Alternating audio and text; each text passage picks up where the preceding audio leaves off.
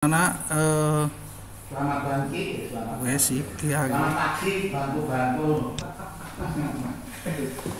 pada pertemuan pada hari ini yaitu mata pelajaran TDO. Pertemuan ketiga ini kami akan sajikan materi yaitu tetap kelanjutan kemarin K3, yaitu apa itu bahaya.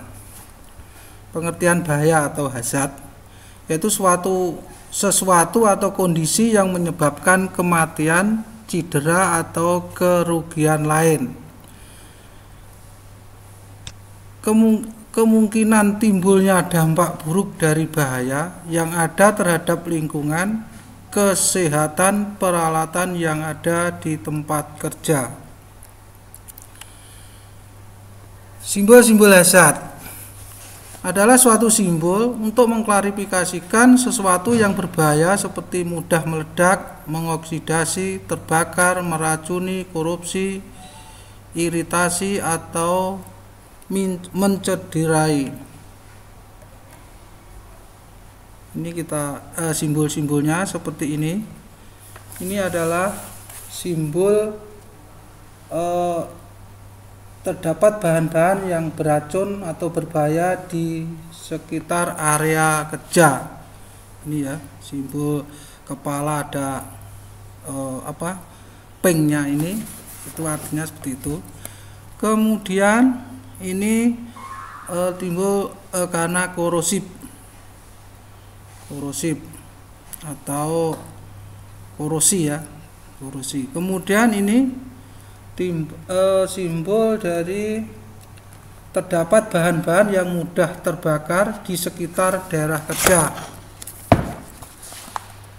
Ini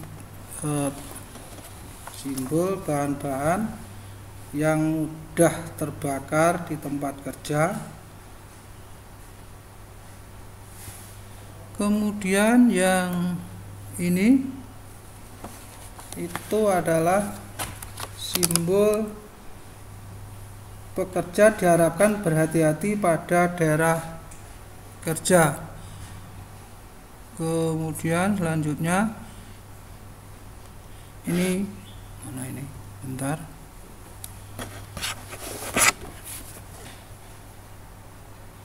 Ini adalah kompresor gas, ada gas tekanan tinggi ya.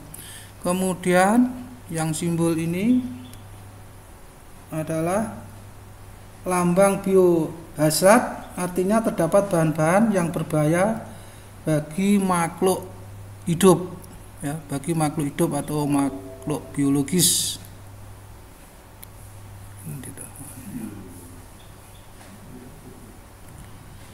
Sekarang yang ini adalah simbol berbahaya karena reaktif, zat-zat yang reaktif seperti radioaktif, zat-zat yang mengandung zat kimia yang radioaktif. Kita lanjut. Sumber-sumber bahaya. Yang pertama, mesin dan peralatan yang kedua. Kemudian yang kedua, lingkungan kerja. Terus bahan.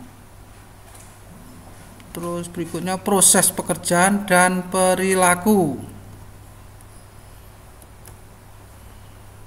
Mengontrol kontaminasi, yaitu pencemaran lingkungan dan kesehatan manusia. Yang pertama yang kita kontrol adalah udara, suara, tanah, air. Sumber pencemaran. Sumber pencemaran itu limbah, rumah tangga, industri, asap kendaraan. Pencemaran udara. Yang dimaksud pencemaran udara, zat yang pencemar udara utama adalah gas. Gas tersebut adalah SO2, CO, H2S, hidrokarbon, oksidasi, oksidasi nitrogen, amonia, kabut fotokimia, ozon, dan lain-lain. Karbon monoksida sangat berbahaya bagi kehidupan manusia. Kita lanjut. Dampak pencemaran udara. Pencemaran udara yang disebabkan karena asap dan kabut. Efek terhadap manusia: bronkitis, kanker, penyakit jantung, pneumonia bagi anak-anak, infeksi, alergi, asma ini maksudnya ya, yang itu asma. Kemudian pencemaran udara yang disebabkan hidrokarbon menyebabkan kanker. Terus butir-butir karbon, pencemaran yang disebabkan butir-butir karbon atau CO mengakibatkan atau efeknya sakit dan kematian. Terus pencemaran udara yang disebabkan CO2 menyebabkan keracunan dan mati. Pencemaran udara disebabkan logam berbahaya, efeknya keracunan dan mati. Dampak suara. Suara bising di sekitar kita memberi dampak merosotnya pendengaran manusia. Suara sekitar 85 desibel terus menerus sehingga akan jadi tuli.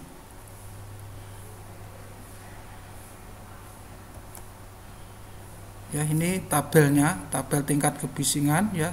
Suara bisikan hanya 10 desibel.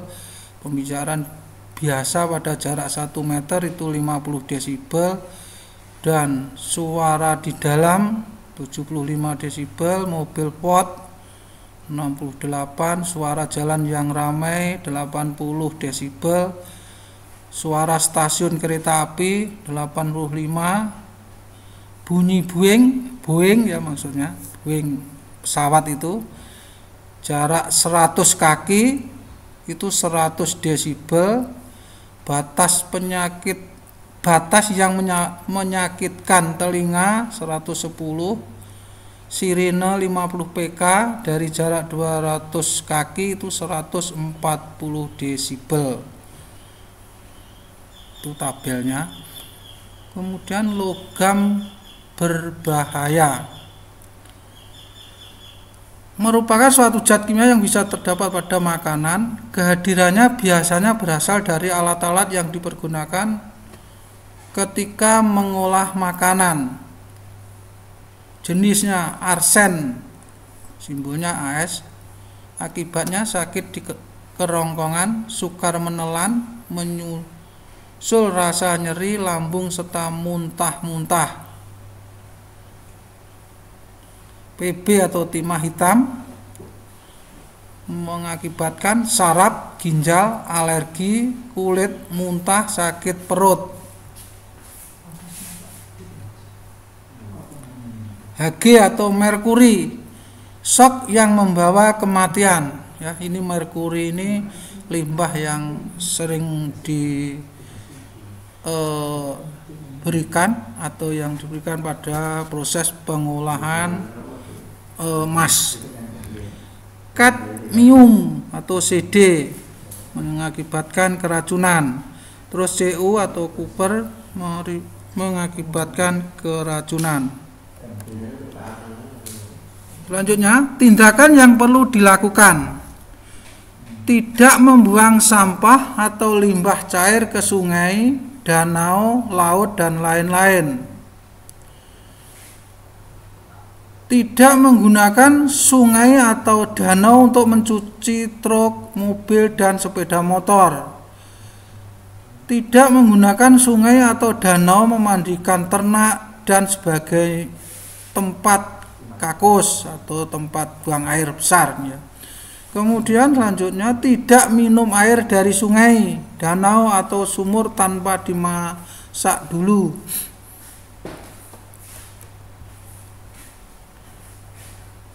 Mencegah dan menanggulangi kebakaran. Ya, seperti ini gambarnya. Ya, kita lanjut aja untuk menyingkat waktu. Ya, ini keterangannya peserta mendeskripsikan sebagai teknik dan taktik mencegah kebakaran, yaitu fire protection,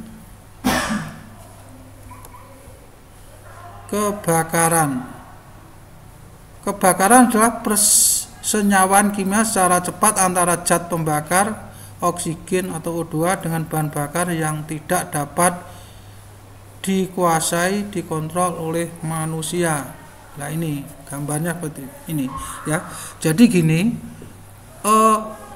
proses kebakaran atau bisa terjadinya suatu zat terbakar ini harus ada 3 syarat ini. Yang pertama adalah oksigen, yang kedua heat atau panas, yang ketiga adalah bahan bakarnya atau bahan bakarnya. Jadi ketiga unsur ini harus terpenuhi, bisa terjadinya kebakaran. Ya, kita lanjut.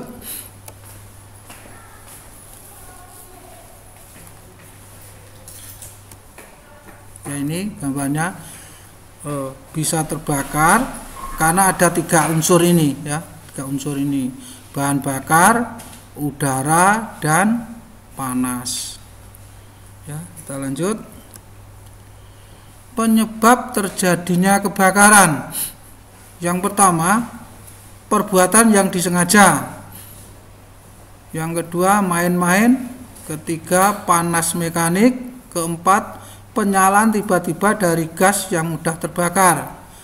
Yang kelima, penyalaan sendiri dari sinar matahari yang difokuskan dari akibat petir. Jenis-jenis kebakaran. Ya, kita balikan. Nomor 1, kelas A. Kebakaran benda padat seperti kayu, kertas, tekstil, dan lain-lain. Yang kedua, kelas B. Kebakaran benda cair seperti bensin, solar, minyak lampu, cat, dan lain-lain. Kemudian yang ketiga, kelas C. Kebakaran akibat arus listrik. Yang D adalah kebakaran yang ditimbulkan oleh logam seperti potasium, sodium, magnesium, dan seterusnya. Mohon maaf Pak Surya dan Pak Abdi belum mengirim publikasikan ya. Mencegah kebakaran. Yang pertama, membuat rambu-rambu keselamatan kerja. Yang kedua, dilarang merokok pada tempat tertentu, menyimpan bahan pada tempatnya, hindari letusan api, menutup rapat keran gas, menghindari kebocoran gas, lakukan instalasi listrik dengan benar, hati-hati membakar sampah. Menangani kebakaran. Yang pertama, mengenal alat tanda bahaya, fire alarm, fire lock, lonceng besi, suara teriak. Kemudian mengenal alat-alat detektor ionisasi, detektor fotoelektrik, detektor fotometrik. Yang ketiga, pintu tangga darurat. Ini ya cara menangani kebakaran. Proses mengatasi kebakaran. Proses isolasi, memutuskan udara luar dengan barang yang sedang terbakar. Proses pendinginan, penyerapan panas oleh bahan lain, misalnya karung, goni, air, dan seterusnya. Proses cerai, memisahkan benda-benda lain yang belum terbakar.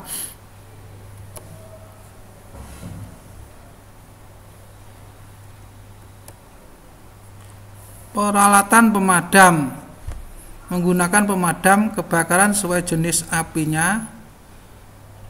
Ya, seperti ini, APW, air pressure water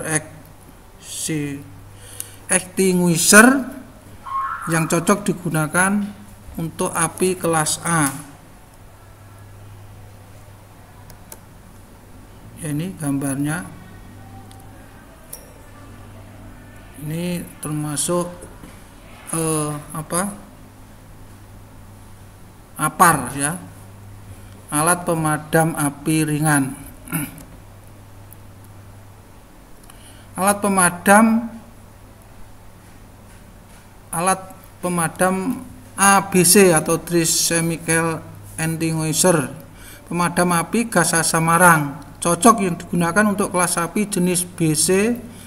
Terus kemudian metal X, cocok digunakan untuk kelas api D. Ini gambarnya ya. Ini termasuk APAR juga. Ini ya, gambar-gambar seperti ini termasuk APAR, yaitu alat pemadam api ringan.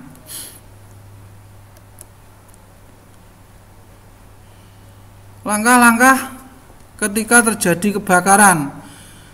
Atasi manusia yang ada di tempat kejadian untuk memadamkan api selama masih mampu. Bunyikan bel atau lonceng bertanda kebakaran. Yang ketiga, hentikan suara pekerjaan, putus aliran listrik, amankan semua gas atau yang mudah terbakar. Buka pintu keluar dan keluarkan orang yang tidak bekerja. Bila perlu, laporkan ke pimpinan atau tindak lanjut. Ya, saya kira sampai di sini untuk pertemuan ketiga. Nanti tugas anak-anak merangkum ditulis di kertas, nanti dikirim lewat Classroom, Google Classroom. Saya kira saya akhiri sampai di sini. Assalamualaikum warahmatullahi wabarakatuh.